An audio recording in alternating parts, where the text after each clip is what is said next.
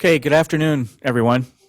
Welcome to the joint meeting of the Missoula County Local Emergency Planning Committee and Disaster Planning Committee. I'd like to call the meeting to order. And this meeting of the LEPC is being recorded by the Missoula Community Access Television as part of a media access grant donated to Missoula County. This meeting will be aired on MCAT channel 189 or 190 and downloaded to MCAT's video on demand at a later date. Please speak into the microphone to ensure audio capture. Okay, we'll start the meeting with introductions, and we'll start with the room introductions. So I'll start. Adrian Beck, Director for the Missoula Office of Emergency Management. Marty Whitmore with the National Weather Service. Ken Parks, Missoula County OEM. Steffi Novak, Missoula SERC. Julia Gore, Missoula City County Health Department. Rebecca Wallace, Missoula County Search and Rescue. Good morning, Randy Ocon, Missoula County OEM. Cindy Super, Missoula County Search and Rescue. Max Ropolz, Missoula County OEM. John Harrison, Citizen Representative. Chris Clark, Facilities and Security Manager at Community Medical Center. Tom Finley, Director of Plant Operations, Community Medical Center. I'm Dr. Molly Blakely. I'm the Superintendent at Hellgate Elementary School District. I'm Tim DeFors, a citizen representative. Lois Walsh, volunteer with Missoula Office on Aging.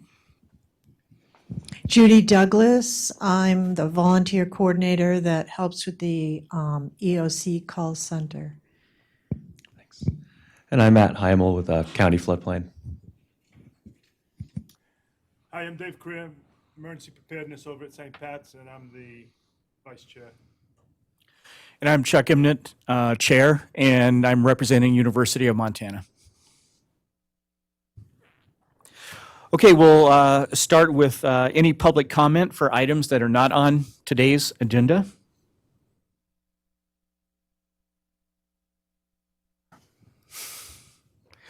Okay, no public comment. All right, we'll move on to approving the minutes from the last meeting. Does anybody have any changes or edits to last month's meeting minutes? Mr. Chair, I would offer that the minutes were sent out with the meeting invite. There's also a copy on the table next to the sign-in sheet. We received no comments or calls for correction via electronically before the meeting. Okay, well, if there's no edits or corrections, I make a motion to for someone to approve the minutes. I second that motion. Okay. All right, thank you. All right, next item is the pre-disaster mitigation plan update from Integrated Solutions Consulting. So, Mr. Chair, we have Jacob Holly from Integrated Solutions who will give us an update as to where we stand with our current update process. Jacob, you should be able to share your screen if you have a presentation.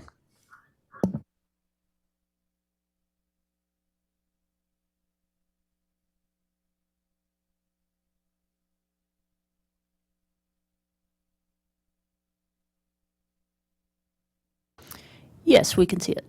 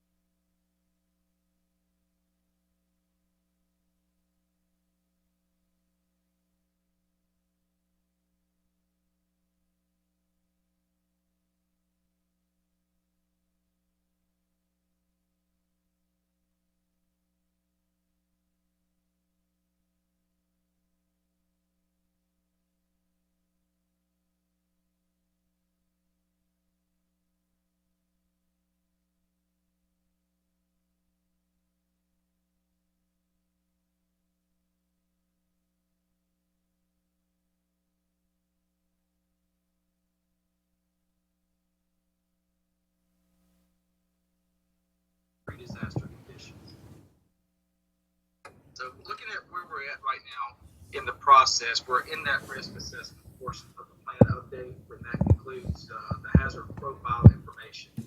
So it's a lot of, this is sort of the meat of the plan, so to speak.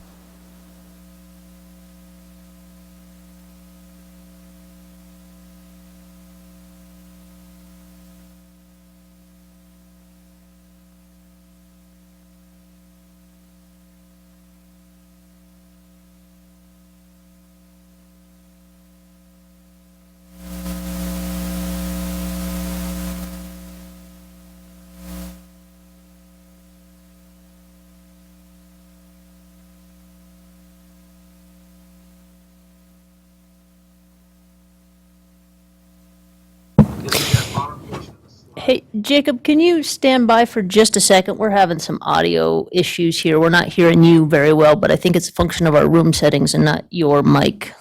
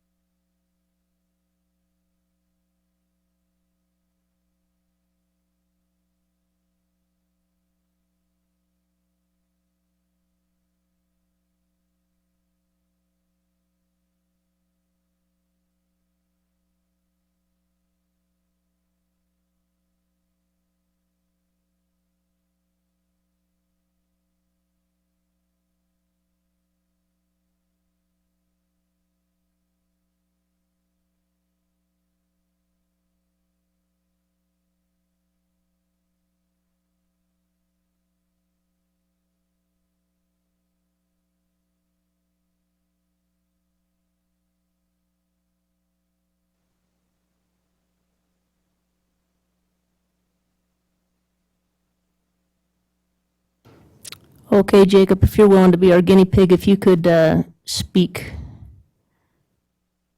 Can you hear me better now? Yes, much better. Thank you so much. Perfect.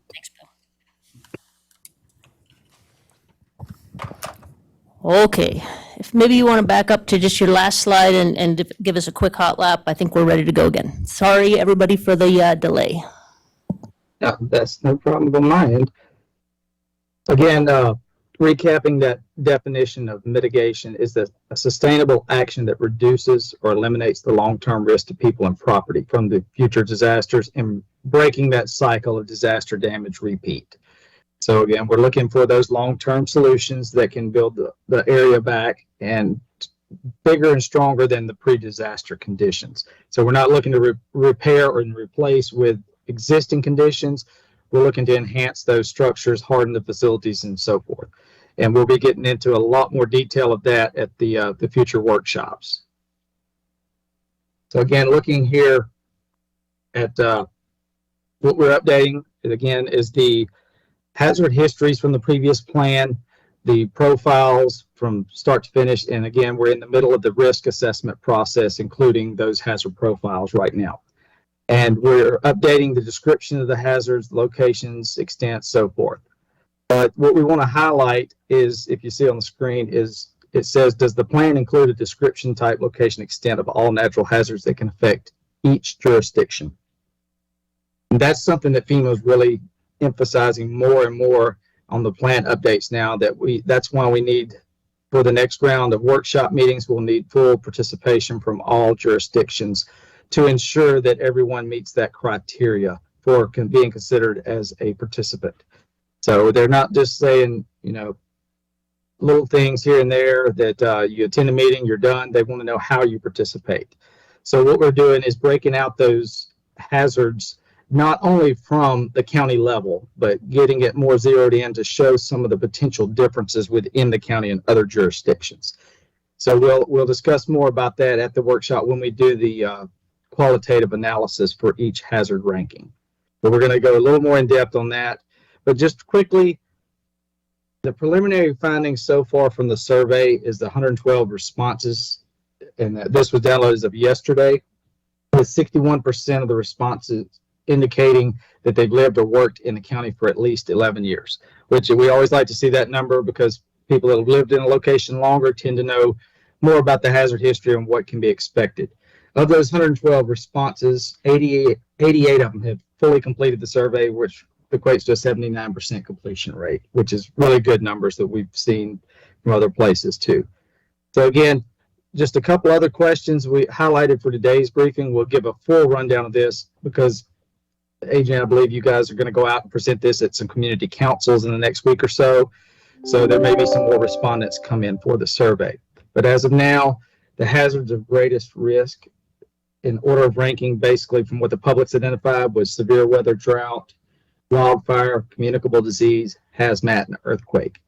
And then the other question that I highlighted here was the hazards of emphasis for mitigation opportunities. And pretty much it goes sort of hand in hand with the hazards of risk. It's wildfire, hazmat, communicable disease, severe weather, drought, and flooding. It's pretty closely aligned with some minor differences there. But what we'll do is incorporate this into the ranking methodology that we're going to be looking at going forward in the process. So again, from our last meeting, we looked at the actual hazards that are identified in the plan, and they are listed on your screen. And you can see what, and after some conversations with Nick, and we've looked into the plan more in depth, and we may suggest just making a couple tweaks there, just for the fact that you'll see on the next slide, one of the methodologies is going to go into the ranking process. And again, that's looking at how the National Risk Index that FEMA produces, how they break out hazards, looking at it from that standpoint. And just the suggestion, we don't have to make any decisions today, just to kind of get it out there for everybody to consider, would be looking at severe weather itself in terms of high wind events, hail, lightning, tornado, that type of instance, and then perhaps pulling out the winter weather hazards under a subsection of its own to show winter weather events, which would include ice storms, cold snap, or cold wave, as well as any other winter weather storm event that might be applicable, and then have drought by itself, which in essence, it won't change much about what's in the plan, but it'll just make it to where some of your mitigation strategies can potentially tie in a little bit easier through the process, and it'll make it possibly easier for the state and FEMA reviewers. But we again, we don't have to nail that down today, just to get that out there. And if we have any initial thoughts on that, I guess we can discuss it now, or just wait till the end of the presentation if you want to, Adrian. I think you can just keep going, Jacob. Thanks. All right, perfect. And again, the others are communicable disease, avalanche, earthquake, dam failure, along with the flooding, hazmat, and wildfire. But kind of just showing you what the newer approach looks like. This slide kind of shows some of that information. This is data that's provided, and it's a system that's been around for a couple of years now. It's provided by FEMA, and it breaks things down not only on the national standpoint from a county level, but it also breaks it out into these overall risk in each category by census tract. So this is one way that we found that we can go in and specifically identify certain risks to each city, township, or whatever it may be based off the census tracts and correlate those numbers together. So this is just an overview. I know there's a lot here that's showing up on the screen. That's just how they display it. But you get the overall risk number for each hazard, and it's broken down by that expected annual loss.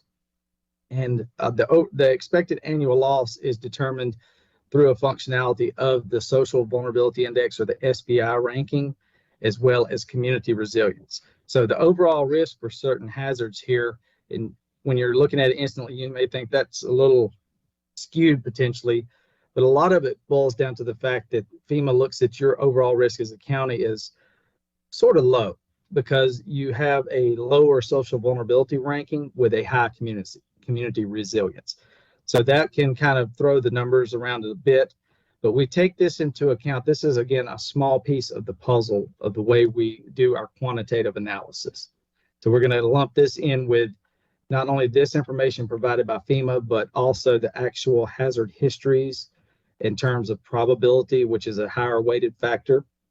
And then we'll talk about extent and impacts of the hazards. I think we've got about 10 different categories that we'll lump into the overall methodology there. And it'll display at the end with a score ranking. And then we'll compare that with what occurs at the next round of meetings at the workshop from a qualitative side. So all those are going to work hand in hand and change the numbering up a bit. But you can see this is how FEMA breaks theirs out in terms of sorting the hazards from strong wind, tornado, winter weather, and so forth. So it's just, again, maybe a suggestion to look at doing that going forward in your plan update. But you can see here, unfortunately, they only focus from the NRI. They only look at natural hazards. So we won't be able to update information on the ranking side from this system for hazmat and derailment incidents, as well as communicable disease. And also, it's kind of ironic that FEMA requires you to do dam failure as a hazard, as a natural hazard, but they don't actually list it in their National Risk Index. So we've got other means that we can pull information for those hazards also. But the main focus, again, we're looking at a tentative date of June 8th for the community workshop. And again, it'll have a smaller working group in the first session, and then we will follow that by a larger group meeting and meet with every participating jurisdiction that's able to attend. So again, that is pretty much going to be what we consider our Super Bowl event of the planning process. So if you know someone that needs to be involved in the process, hasn't been able to attend up to this point through your standard LEPC meetings, then we make sure that we get the invites out there to everyone that we can get involved. And then we'll go through the qualitative hazard ranking by jurisdiction at that meeting, get that drilled down, as well as looking at updating your existing mitigation projects or actions. And then the big thing, and it's underlined for a reason, the big thing we really have to come up with there is developing new mitigation actions or projects. And the requirement from FEMA on that is 2 mitigation actions per hazard per jurisdiction. The good news is they do count ongoing actions and as well as public education actions there, because sometimes it is difficult to come up with mitigation, hard, fast mitigation projects for some of the different types of hazards. So we'll really drill down on that and have worksheets available at those meetings and capture that information in person. So I think we're looking at evening time sessions for those meetings. And we'll look also at potentially setting up around the same time frame, because we'll we're planning to be in person to do these meetings, so we can probably set up maybe 1 or 2 public meeting opportunities to give the general public an idea of the overview of what mitigation is and some potential at-home type mitigation projects that they can do on a personal level, and show how those projects can also interact with government type projects. So right now we're in the continued plan development stage, working on completing the hazard assessments for the risk assessment. And the next step will be, after that workshop, we'll be fleshing out the hazard mitigation strategies and updating the planned maintenance process. And from that point, the draft should be ready to go to public comment, as well as following that to submittal for state and FEMA review. So again, that's pretty much where we're at with everything. And on here, you'll see that there's our contact information. Again, I'm Jake. I'm the project lead. As well, on the call with me today is Parker Twist. He is the planner working with me directly on your plan update. So he's going to be really familiar with everything in your county, and will likely be attending the in-person workshop with me also. But that's pretty much all I have, Adrian. If anybody's got any questions or comments at this point. Thanks, Jake. Appreciate the overview and the work thus far. To add on to a couple comments that you made there. First and foremost, the June 8th kind of working group meeting, we will be sending out individual invitations for those that need to be there, but anybody from this group, or certainly any members of the public that want to be involved in that, please shoot us an email, either Nick Holloway or myself, and we'll get you incorporated into those meeting invites as well. And then some of the public outreach and kind of open house style meetings that we're planning around that, we'll be sending information out through this body as well.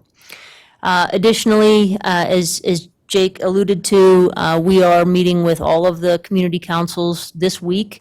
I met with Bonner and Seeley Lake last night, Lolo tonight, Frenchtown, West Valley, I think on Thursday, and then we have the All Community Council the following week, in an effort and again to kind of steer people towards the survey that then helps us demonstrate that we're reaching out to all of the different kind of jurisdictions and sub-jurisdictions within Missoula County.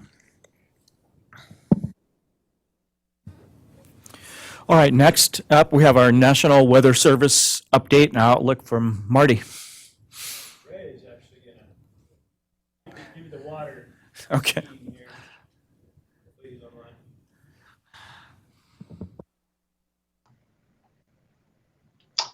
Can you folks hear me okay? This is Ray Nicholas with the National Weather Service. Yeah, we're hearing you, Ray. Thank you. Seeing me okay on the screen there? We are not seeing your screen. Okay. Well, either way, as long as you can hear me, that's fine. Update-wise, as far as, where we stand for, what's going to happen with our main concern this time of year is the Clark Fork River. And our snowpack is pretty normal up in the Clark Fork River drainage and the Blackfoot River drainage, which is good news for our, stream or the Clark Fork River as we go through the summer. But unfortunately, normal snowpack anymore means we're going to see flooding on the Clark Fork River here in Missoula. So, I've just been going back and looking at some of these years where we had just normal snowpack, and it's just so easy to get water down on Kerr-Walton Tower Street, and I'm afraid that's probably going to be the case again this year. Looking at our probabilities after we run this data through our hydrologic models, and then just go back and look at what the Clark Fork River's peaked at, just on normal snowpack years, and it looks like the river just gets somewhere in that 8.5 to 10.5 foot range, depending on how the snowpack comes out and how much rain we get combined with it. So I just looked at 2020, which is just like 3 years ago, and our snowpack was very similar to this year's. We had some, above normal rains in the month of May, and the Clark Fork got up to 10.5 feet. That's 3 feet over the flood stage. So, this year, that could certainly happen. Just depends on how it comes out in the month of May and June. If we get situations like we just currently had where we just warm up, get the snowpack out, and then we don't get any big rains with it, and then it cools off again. Probably be closer to this flood stage, but yeah, it looks like it's another year of water down on Kerr-Walton Tower. The Bitterroot, on the other hand, they've had a lot less precipitation for the water year, and the Bitterroot, it's got close to normal snowpack here just because the snow's been holding on with the cool weather. But the flood threat is not as great there. Just it's more difficult to get any impact on the Bitterroot too. But yeah, looks like the county is certainly prepared. It looks like we've got a flood exercise this Thursday, which is good. A tabletop on the scenario that we faced in 2018, which we're certainly not anywhere near that type of situation. But I think we certainly could be prepared to see water down there again. I think that's about all I had.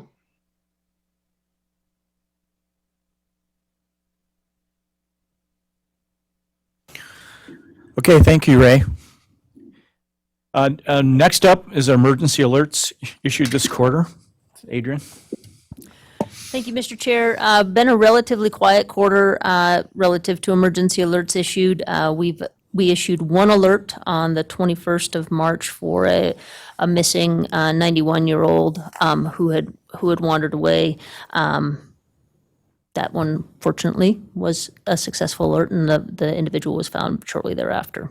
No other alerts other than routine testing to the National IPAWS lab.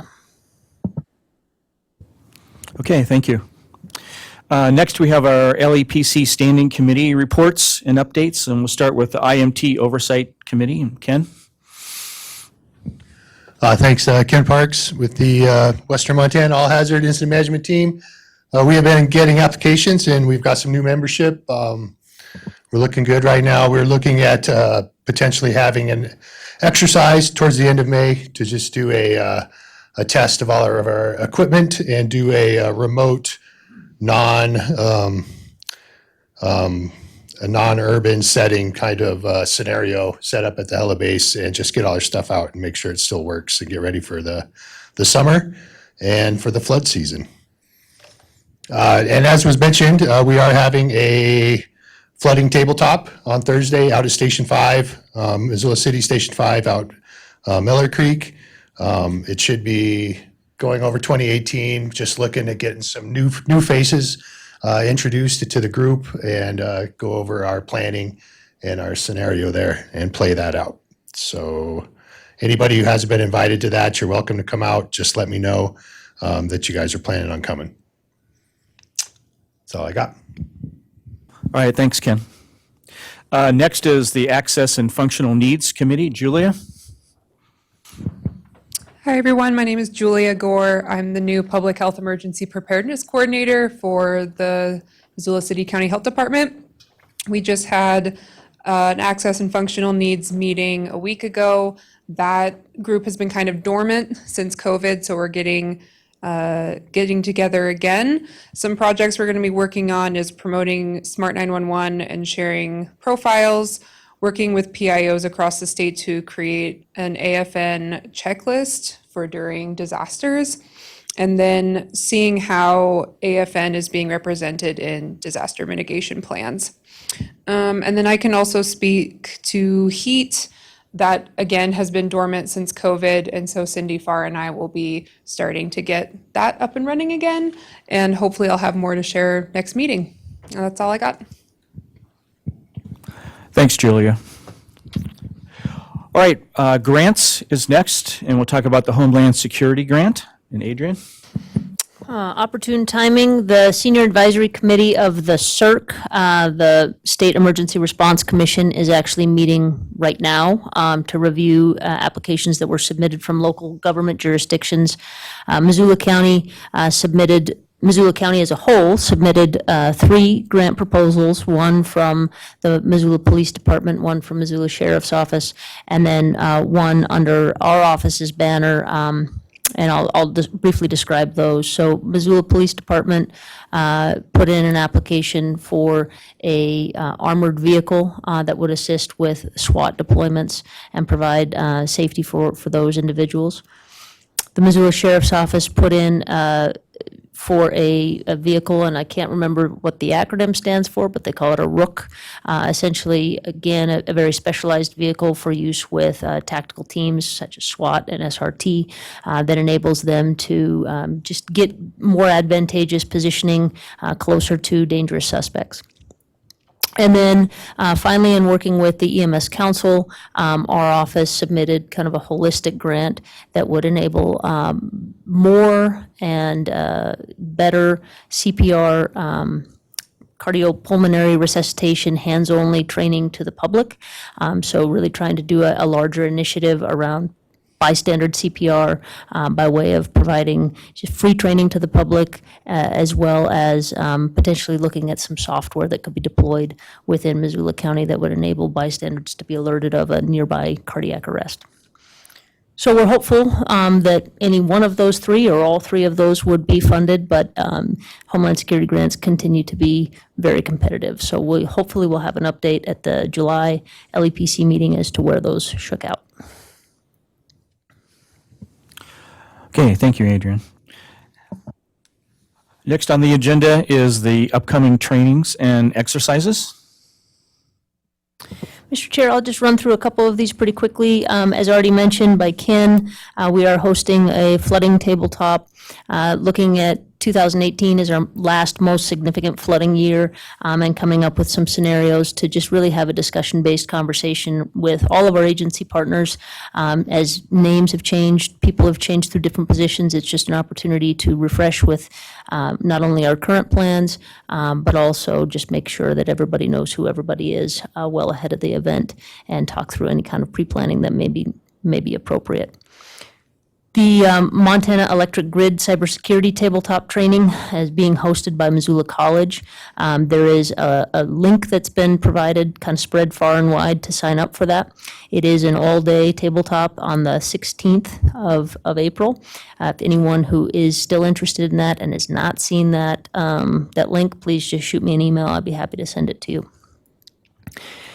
The Missoula Airport is doing their triannual full-scale exercise on the 5th of May. They've had 2 planning meetings thus far. They are still looking for some volunteers, so I will distribute that following this meeting. Anyone wanting to be a victim or role player in any capacity is more than welcome to participate in that. And then finally, just more of a training, State Disaster and Emergency Services is putting on an emergency management forum that is in Helena, the 9th of May through the 11th of May.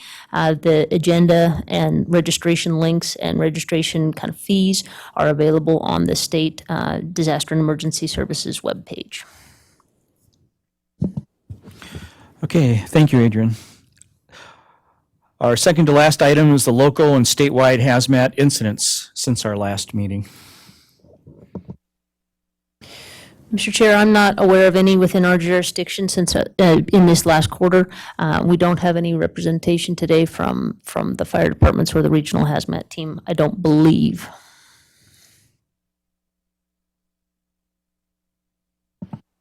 Okay, thank you. All right, our last item today is a roundtable or any other business that anybody would like to bring up at this time. Hey, hello, this is Roger LaFerry. Can you hear me all right? Oh, somebody else is on. Beat me to it. I'll stand by. Thank you. All right, I'll go first. So I'm Tim DeFors. I'm a new member of the committee here. I'm a citizen representative from Missoula County. I've talked to a lot of friends and family around the county about my membership on this, and the one thing that everyone always asks is, hey, what if there's a major train derailment? You know, just a couple weeks ago, there was thousands of cases of Coors Light spilled into the Clark Fork.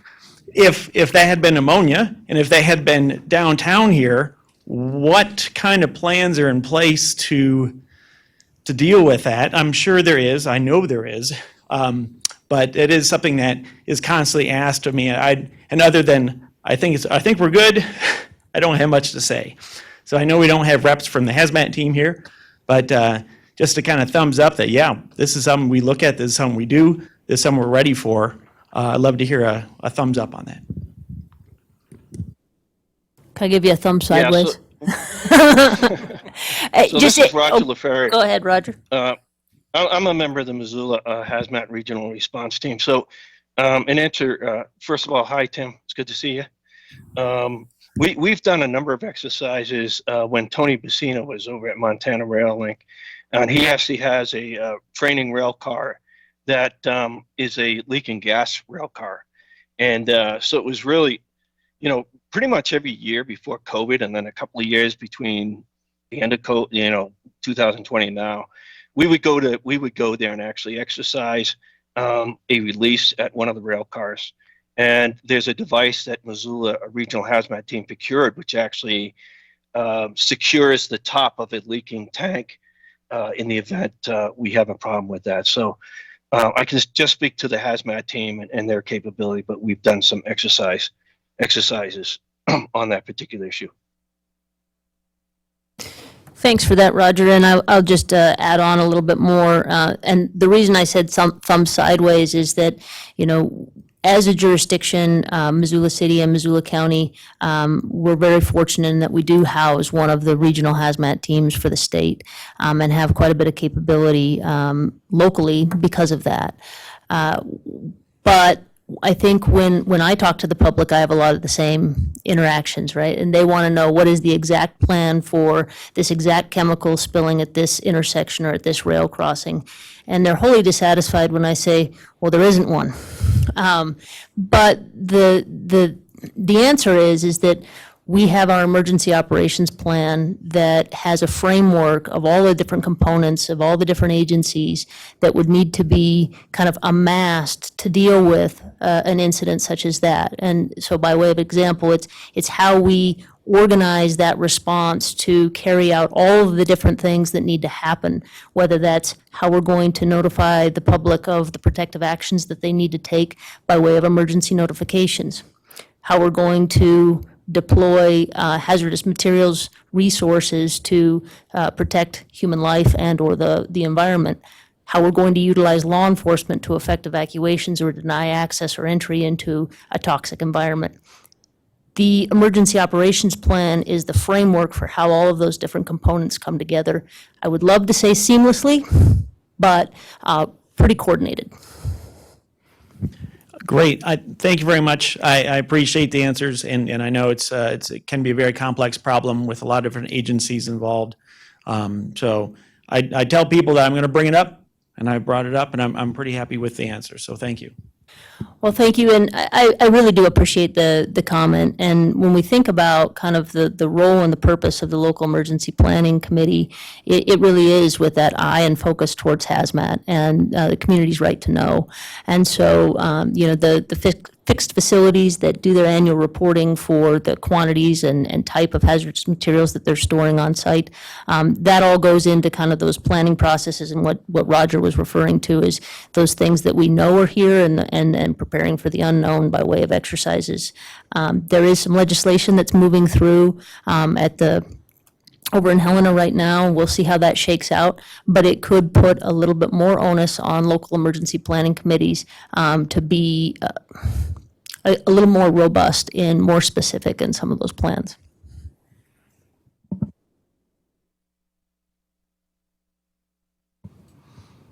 Okay, any other? So this is, business? yeah, Yes. I'm sorry. I keep jumping on you No, guys. go I ahead. don't mean to do that. This is Roger again. So I wanted to bring up one thing is, and I don't know, and just pardon me if you already know about this, but there was a recent report that came out by Dr. Stickney, Dr. Gavalot, and Dr. Lawn from the Earthquake Studies Office, Montana Bureau of Mines and Geology in Butte. And it showed that the Bitterroot fault line was much more active and more dangerous than anticipated. So, they predict that it's very probable that we will have a 7.1 to 7.2 earthquake sometime whenever, right? So I just wanted to let you guys know, that particular situation. And if you haven't read the report, let me know. I can forward to you. And that might inform your mitigation strategy. In May, we are bringing these gentlemen down to Ravalli County, and we're sponsoring a sort of a public discussion on this and how this poses a increased risk in the Bitterroot Mountains in Ravalli County. So before the U.S. Geological Survey said, we had very minor risks. Most we might see is 6.3, and now we're potentially facing a 7.2. And they've got quite a bit of evidence that shows that Bitterroot fault was very active in the past. And as you guys know, we have Como Lake Dam and also Painted Rock. So I just wanted to pass that along. And if anybody's interested, well, I'll send you the invite if people are interested coming down to hear from these guys. And that's all I had. Thank you. Thanks, Roger. Yeah, if you send me the invite, we'll get it distributed out to the group. And I was disheartened to read that report, as if another thing to be pretty concerned about. Yes, me too. Absolutely. Thank you. Thank you, Roger. Any other business for today?